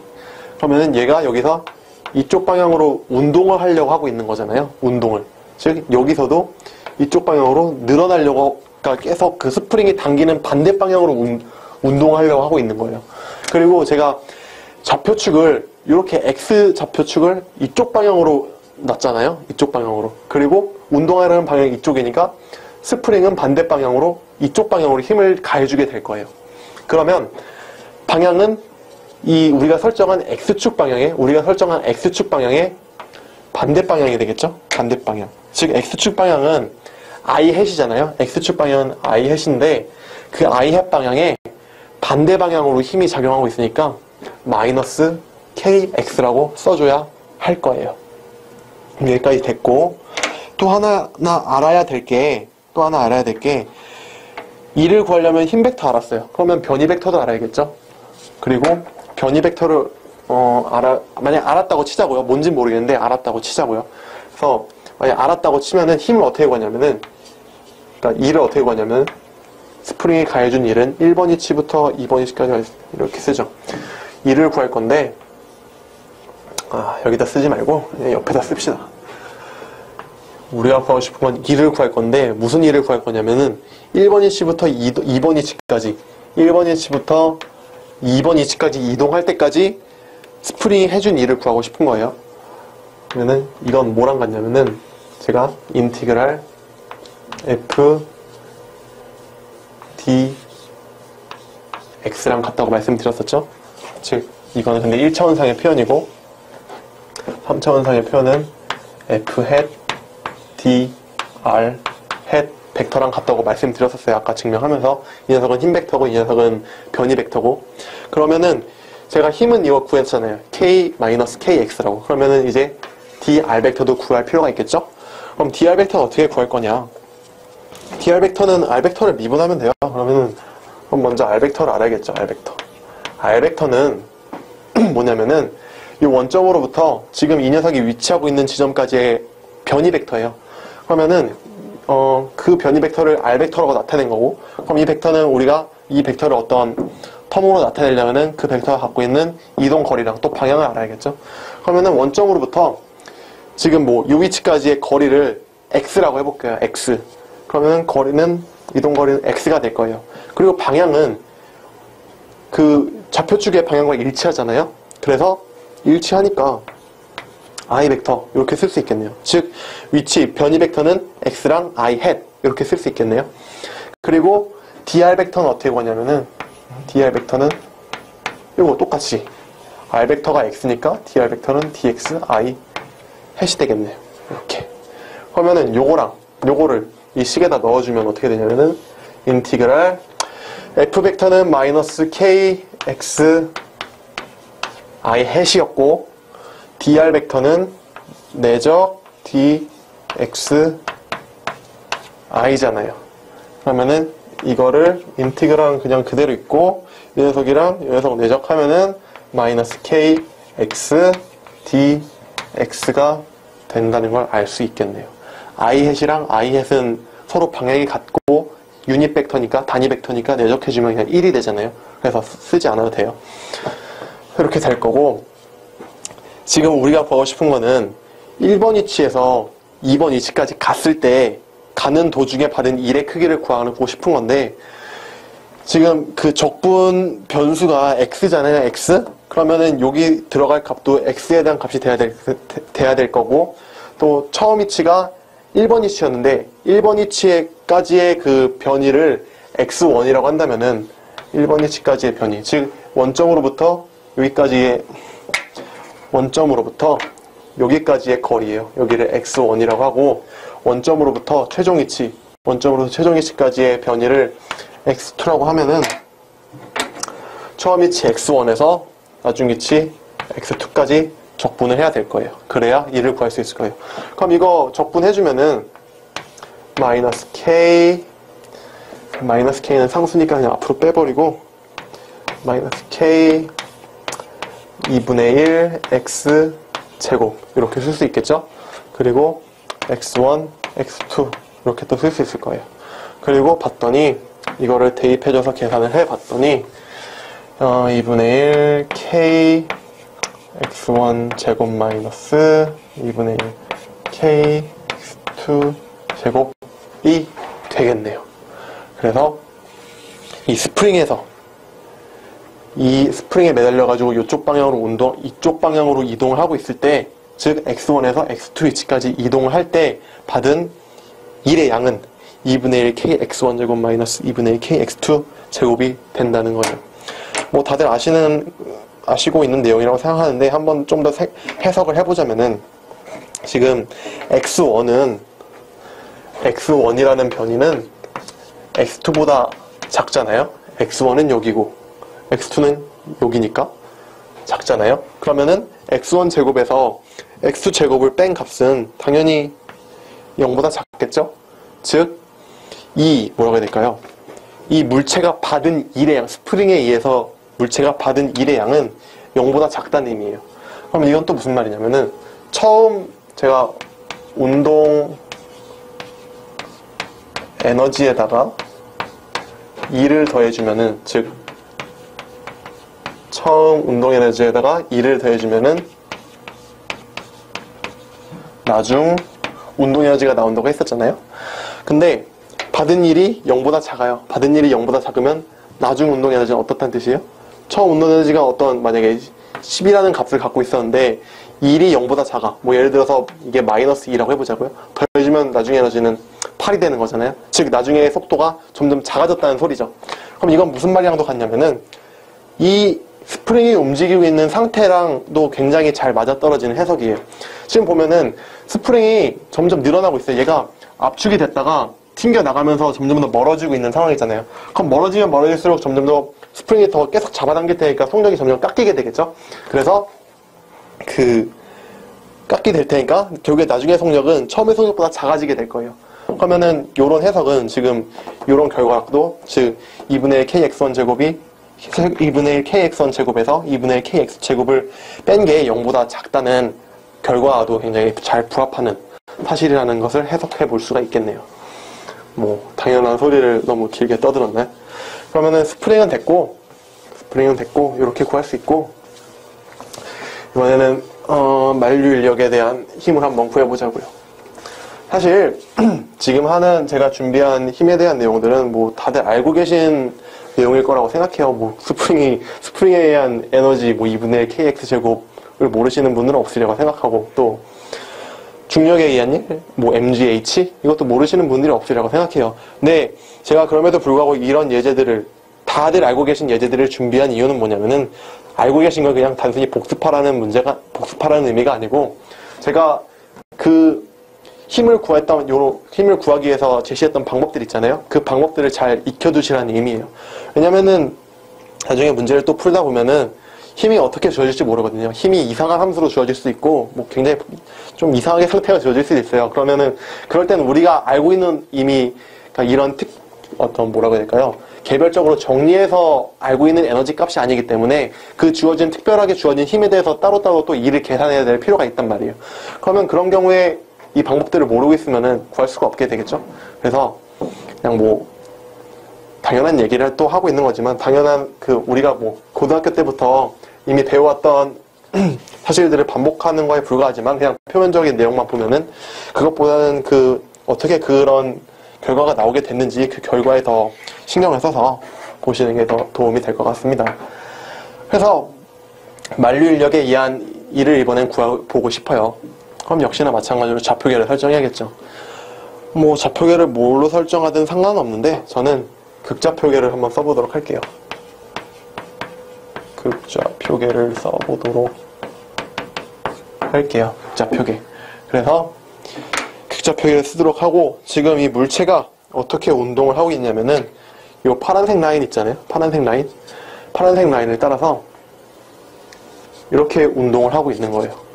그리고 처음 위치는 A1 여기였고, 나중에 위치는 A2 여기죠. 그리고 행성은 여기 있네요. 만약에 지구가 여기 있다고 하면은 제가 여기서 이거를 엄청 세게 팍 던져가지고 얘가 분필이 이런 곡선을 그리면서 점점 우주 멀리 날아가고 있는 거라고 생각하시면 될 거예요. 그러고 있을 때 A1이라는 위치에서 A2라는 위치까지 갔을 때 이 물체가 받은 일의 양을 총 구하고 싶은 거죠. 그러면은 극좌표계에 박아놨고, 또 여기다 위치를 해놔야 될 거예요. 근데 뭐 위치해놓는 건 그렇게 어렵지가 않죠. 이 원점이랑, 즉 지구의 중심이랑 원점을 잘 맞춰놓고 어디라고 할까요? 지금 요 순간 물체가 날아가고 있는데 요 순간까지 왔을 때 그곳을 향하는 벡터를 ER 해시라고 놓을게요. 그리고 이것과 수직한 녀석을 E 세타 해시라고 역시나 놔두도록 할게요. 그럼 여기까지 이제 좌표계 설정 마쳤고, 이제 F를 구해보자고요. 만류 인력의 크기는 이미 알려져 있듯이 R 제곱분의 Gm이잖아요. R은 그 지구의 중심이랑 물체까지의 거리고, 또 G는 어떤 만류 인력 상수고, 라지 M은 그 지구의 질량이고 스몰 m은 이 물체의 질량이 되겠죠. 그래서 힘의 크기는 이렇게 구할 수 있어요. 그러면 힘의 방향은 어디냐? 제가 ER 벡터를, ER 햇을 이 물체를 향하는, 지금 이 빨간색 벡터나 뭐 보라색 벡터로 생각하셔도 되는데, 이 물체를 향하는 방향으로 이 ER 햇이라는 벡터를 잡아놨잖아요. 단위 벡터를. 근데 만류인력은 얘를 이렇게 당기는 쪽이잖아요. 그래서 방향은 평행해요. 평행한데 반대 방향이 되겠죠. 마이너스. 그래서 만류인력이 작용하는 벡터는 마이너스 R제곱분의 GMM 이라고 쓸 수가 있겠네요. 방향은 ER 햇 벡터 방향이고. 그래서 여기까지 구했고, 이제는 이제 변위를 구해봐야 돼요. 변위. 미소 변위를 구해야 E를 구할 수 있지 않겠어요? 왜냐면 역시나 우리가 구하고 싶은 거는 1번 위치에서 2번 위치까지 이동하는 동안 물체가 받은 E를 구하고 싶은 거니까. 그래서 1번 위치에서 2번 위치까지 이동하는데 물체가 받은 E의 양을 구하고 싶은 거예요. 그럼 이거는 F 햇 벡터랑 역시나 DR 햇 DR 벡터를 F 벡터가 아니라 F 벡터죠. F 벡터랑 DR 벡터를 내적함으로써 구할 수가 있을 거예요. 내적해서 적분함으로써. 그러면 F 벡터 구했으니까 이제 DR 되는데, 여기서 그럼 DR 벡터를 어떻게 구하면 될까요? DR 벡터. 제가 바로 전 문제에서 DR 벡터를 구할 때 먼저 어떻게 구했냐면 R 벡터를 X i라고 설정한 다음에 얘를 미분해가지고 dr 벡터를 구했었죠. 그럼 여기서도 똑같은 방법으로 구하면 될 거예요. 먼저 r 벡터를 설정하고 그 녀석을 미분하면 되겠죠. r 벡터를 설정할 건데 어떻게 설정할 거냐면은 여기서부터 요 순간에 m이 요 순간에 위치했을 때의 거리를 r이라고 할게요.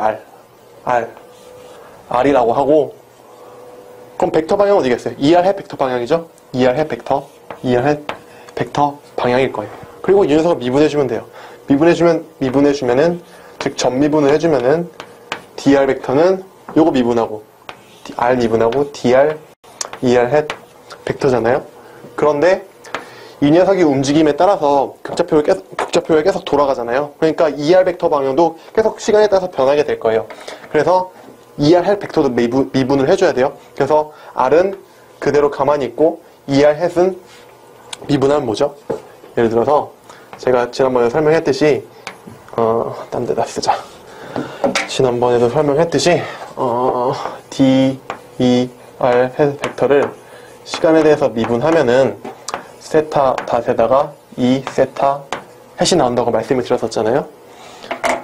잠시만요. 세타 닷은 D 세타에다가 D, T가 나온다고 했었잖아요. 근데 지금 요거는 전미분을 하려고 하는 거니까 이 DT를 없다고 치면은, DT가 없다고 치면은, 요 DER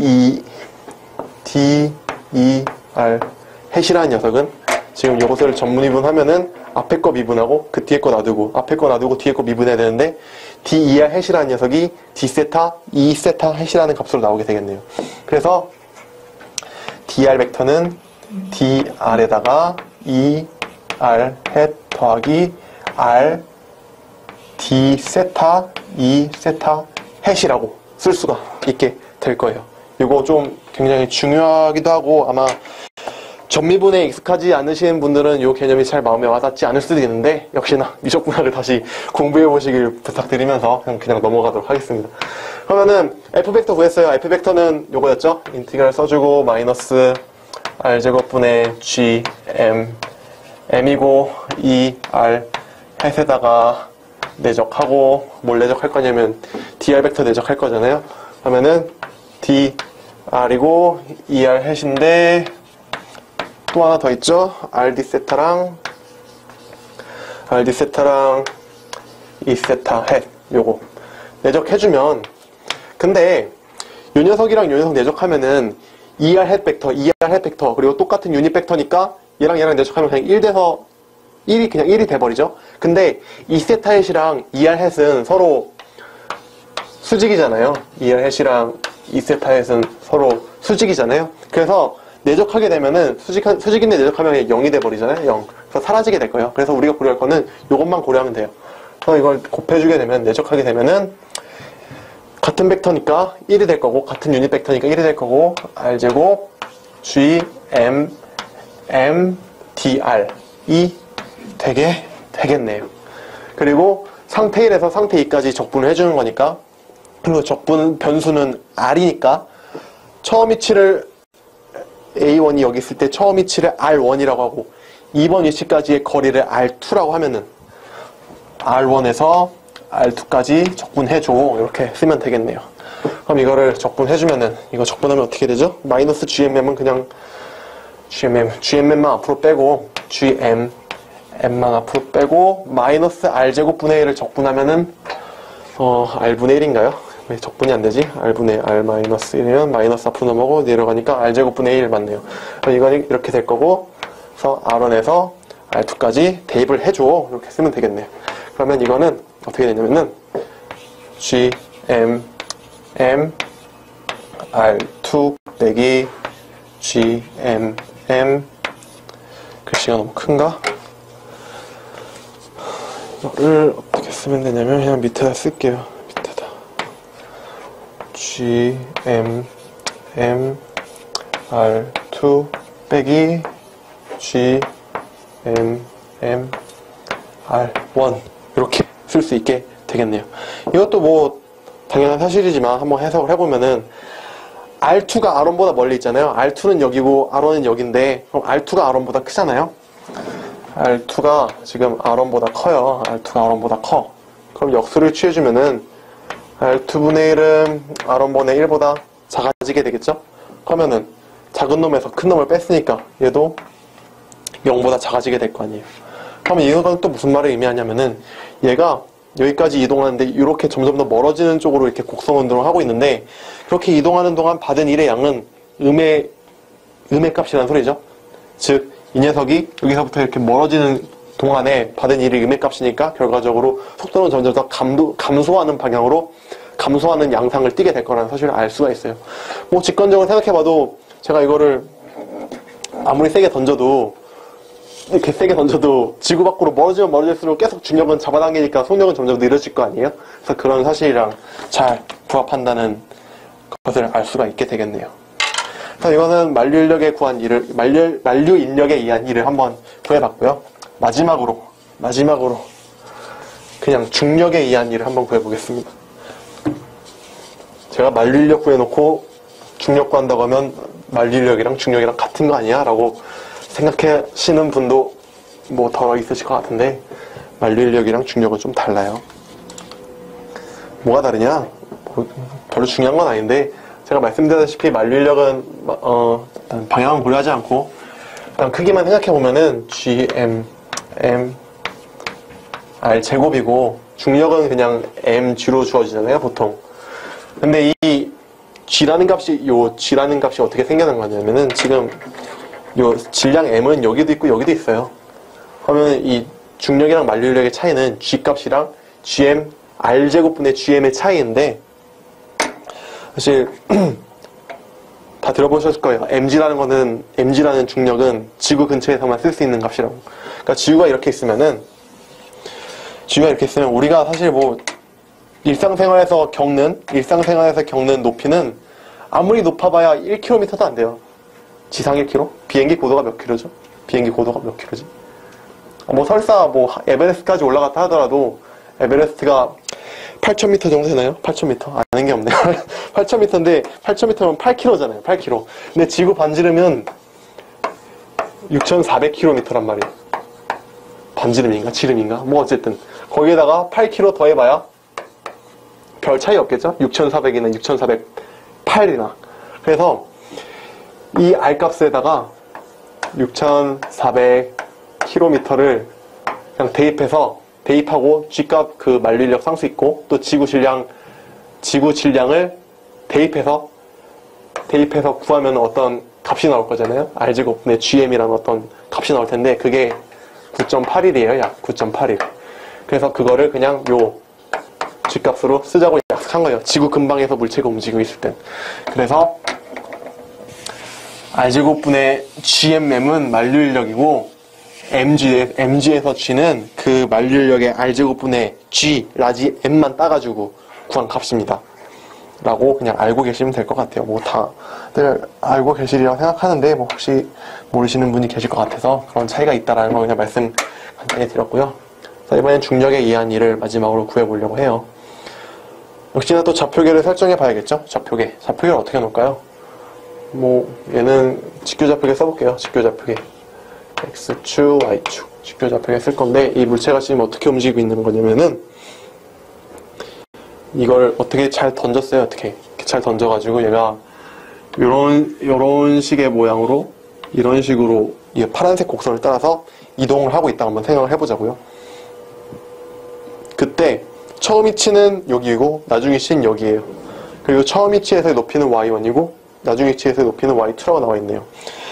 그래서 제가 좌표축을 어디다 박을 거냐면은 좌표축을 그냥 적당히 아무데나 땅에 딱 붙여가지고 원점이 땅에 딱 요 땅의 모서리 끝에 딱 붙게 해가지고 여기는 x 여기는 y 이렇게 할 거예요. 그러면 이렇게 놓게 되면은 이렇게 놓고 그럼 좌표계 설정 끝났죠? 그럼 이제 힘 F를 구해봐야 되는데, 힘은 중력밖에 없잖아요. 중력. 그래서 중력은 mg가 될 거예요. 그리고 방향은 어디? 중력은 항상 이 녀석을 밑으로 끌어당기는 방향으로 작용하잖아요.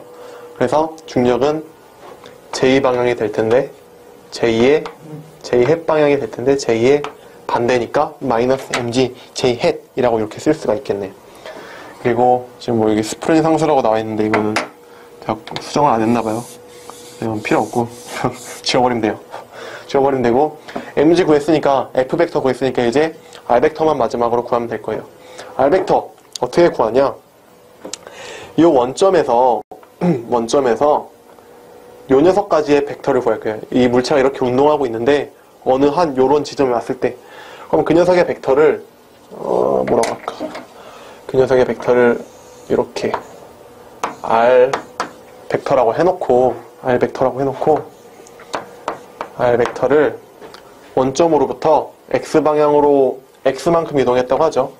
그럼 x i 햇이 될 거고, y방향으로 역시나 y만큼 이동했다고 하면 y j 햇이 될 거예요. 이게 r 벡터가 되겠죠? 이런 식으로. 즉 원점으로부터 여기까지의 x방향 거리가 x고 y방향 높이가 y라고 우리가 노테이션을 붙인 거예요. 그러면 dr 벡터 어떻게 구하느냐? dr 벡터 그냥 미분해주면 되죠. dr 벡터 그러면 dx i 햇 더하기 dy j 햇 이런 식으로 쓸 수가 있겠네요. 그러면 이제 1을 한번 구해보자고요. 1 w 어디서부터 1에서 2까지 이동하는 동안 물체가 중력으로부터 받은 1 한번 구해보자고요. 그러면은 1번 위치에서부터 2번 위치까지 적분을 할 텐데, f 벡터랑 dr 벡터를 내적을 해줘야겠죠. 그리고 이거는 인티그랄 f 벡터는 마이너스 mg j였고 dr 벡터는 dxi 플러스 dy j였고, 그런데 힘은 j 벡터만 갖고 있잖아요. 그래서 j 벡터랑 i 벡터는 서로 수직이니까 내적하면 0이 돼버릴 거예요. 그럼 얘만 남겠죠? 얘랑 내적하면은 j의 j이고 똑같은 벡터고 유닛 벡터니까 내적하면 그냥 1이 될 거니까 상관 안 해도 돼요. 그래서 마이너스 mg dy만 남게 될 거예요. 그럼 이거 적분해주면은 마이너스 mg는 그냥 상수니까 밖으로 빼주고 dy 적분하면 그냥 y1부터 y2 이렇게 되겠죠? 그래서 이거 계산해주면은 마이너스 mg y2 마이너스 y1 이렇게 되겠네요. 지금 y2가 y1보다 높은 데 있죠? 그러니까 y2가 y1보다 클 거예요. 얘는 0보다 커요. 근데 마이너스 붙었으니까 이 값은 0보다 작아지게 되겠죠? 그래서 물체가 점점 올라가고 있는 거잖아요. 그리고 중력은 아래로 당기고 있고, 그러면은 힘이 작용하는 방향이랑 반대 방향으로 계속 운동하고 있으니까 받는 일은 점점 더 그 음의 값을 받게 되겠죠. 그래서 그 속도는 점점 더 감소하게 될 거예요. 그래서 그런 우리의 속도가 감소하게 될 거란 직관적인 사실과도 잘 맞는 결과를 또 얻을 수가 있게 됐네요. 그래서 그 일을 구하는 데 있어서는 스프링이랑 만류인력이랑 중력 세 가지 대표적인 케이스를 뽑아서 이렇게 다뤄보았는데, 역시 아까도 말씀드렸다시피 이런 뭐 누구나 다 알고 있는 웬만한 뭐 대학 물리까지, 대학 물리도 필요 없고 그냥 고등학교 물리만 제대로 공부했으면 다 알고 있을 이런 내용을 굳이 또 제가 한 이유는 뭐냐면은, 아까도 말씀드렸다시피 그냥 복습하라는 게 아니고 나중에 힘이 이상하게 주어졌을 때, 이상하게 주어지는 경우가 있어요. 제가 나중에 문제풀이 시간에 한번 소개를 해드릴 텐데, 그런 경우를 대비해서, 그런 경우가 주어졌는데 그런 힘이 주어지고 이를 구할 필요가 있을 때, 이런 방법을 모른다면은 이를 구할 수가 없을 거잖아요. 그래서 단순히 아는 거라고 해서 그냥 넘기지 말고, 이런 힘을 어떻게, 힘과 그 변이를 이용해서 이를 어떻게 구했는지를 잘 살펴보신다면 뭐 아마 얻어가시는 부분이 있을 거라고 생각을 해요. 그래서 힘을 구하는 대표적인 케이스를 구해봤고, 또 하나 제가 또 그 중력이랑, 단순히 중력이랑 스프링이랑 또 뭐죠? 만류인력을 예제로 드렸었잖아요. 근데 또 제가 드린 이 예제들을 잘 생각해보면 얘네들은 또 위치 에너지라는 애들과도 또 연결이 되는 다 힘들이잖아요.